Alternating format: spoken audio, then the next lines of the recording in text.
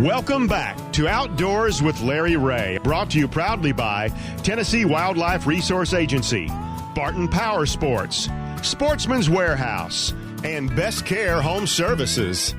Hey, welcome back to Outdoors with Larry Ray as we wrap up this one of my favorite shows of the year. It matches right up there with another big tournament comes up in usually August, and of course my All Turkey show. It's coming up soon, folks. It's at the end of the month. That's right. The last Saturday in March will be nothing but gobblers in this room. You know, get ready for it, Shelby. It's going to be tough. Hard to listen. Yeah. Room full of turkeys. All turkey talk. Right. But right now, it's all Bassmaster Classic talk. And this is our final young man shipping in today. And he said he doesn't mind following all those rests because that's all he said he's done that a long time before. But we're glad to have Drew Benton on with us this morning out of Panama City, Florida. Good morning, Drew. Good morning. Thanks for having me. Love to have you. And I got to ask you first, right off before we get into the fishing stuff. How's it going in Panama City? I've got some friends in Mexico City, Mexico Beach. I've been to Panama City Beach many times. What's going on in your hometown? How's it going? Well, it's going about as good as to be expected. In between events, I'm usually either in the woods or, fishing somewhere. Uh-huh. And here lately, it's just been working on the house, trying to put fences back up, try to get everything back in order. And it's going to be a long recovery, but the town's coming back strong. The community's really banded together. It's definitely coming along. It's just going to be a long road to recovery. I don't think, it'll be the same for the next 5 years at least. 5 years. And amazing. What It's damage? amazing the devastation to that area. Talk about your damage. What did you have? Well, I really made it out a whole lot better than a lot of people. I had to get a roof and, some minor things, fence repaired, my boat shed needed to be some more tin put on it and all. So, all in all, about $35,000 in damage, but there's so many people who lost everything that they had. Yeah. And really, I feel really fortunate and blessed to get out of there with what we got. So, well, like I say, we got a lot of friends. I do down that area, and I wanted to get that out of the way because anybody sees Panama City now, they're going to think hurricane. And I don't know of a stronger community binding than they do at Panama City Beach, and I wish nothing but the best for those folks in Mexico, because it was really hit hard. But anyway, Drew, let's talk fishing now. Let's talk the Classic, man. We've been asking all the guys, and you're the last one. You've looked at this thing. What's it going to take to win this thing?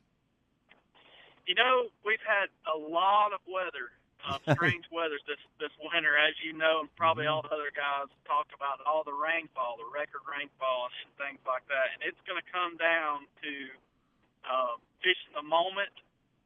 The lake has fluctuated a lot. I've been watching it really closely. Yeah. It got up really high, and they kept the floodgates open. Now it's down, I'm told, 4 feet low.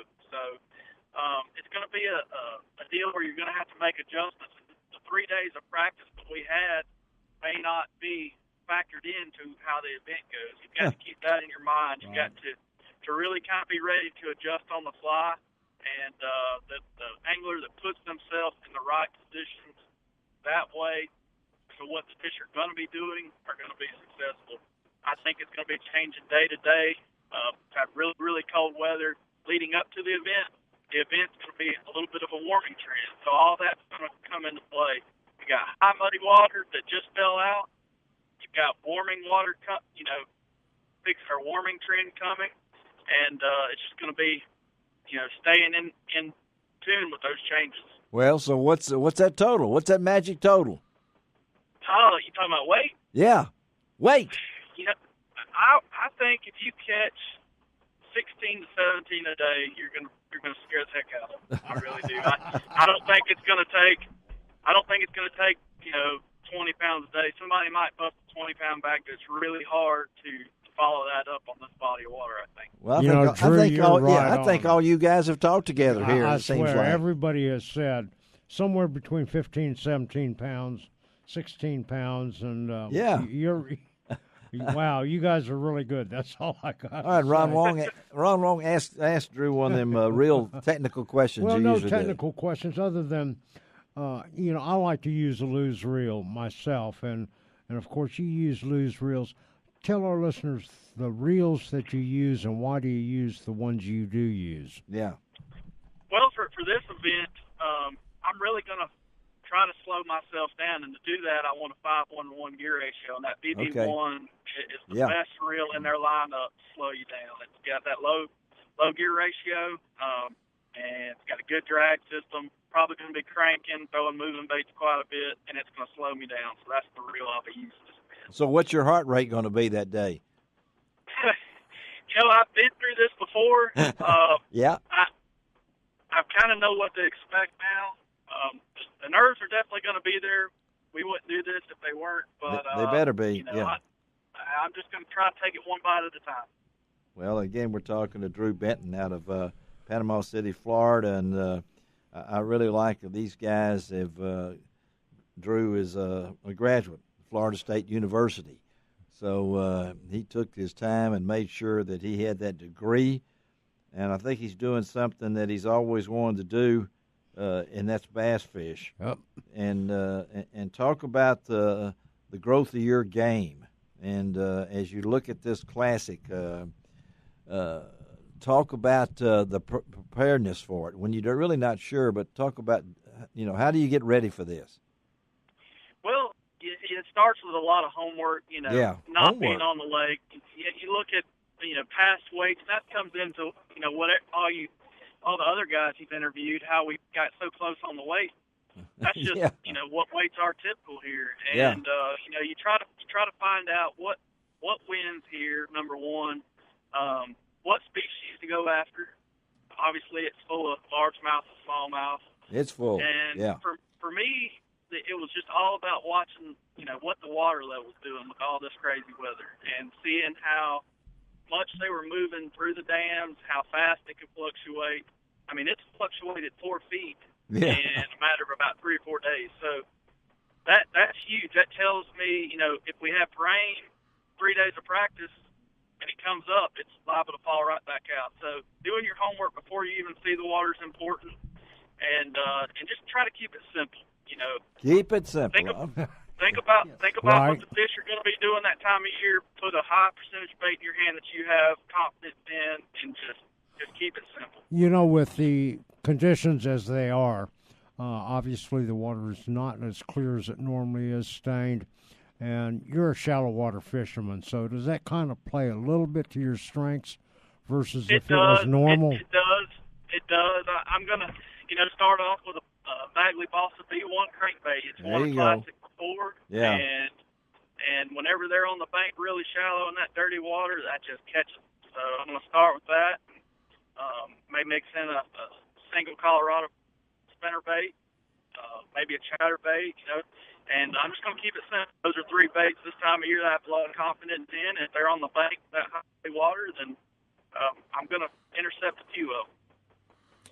Drew, this Mark from Strike King and Lew's, the common theme is, and I know one's not going to get specific, but let him get specific. Something with some vibration and some thump because of that dirty water, and so their lateral lines can feel it, but what you just said, square bills, big Colorado spinner baits, chatterbait style baits, anything like that, I agree with you 100%.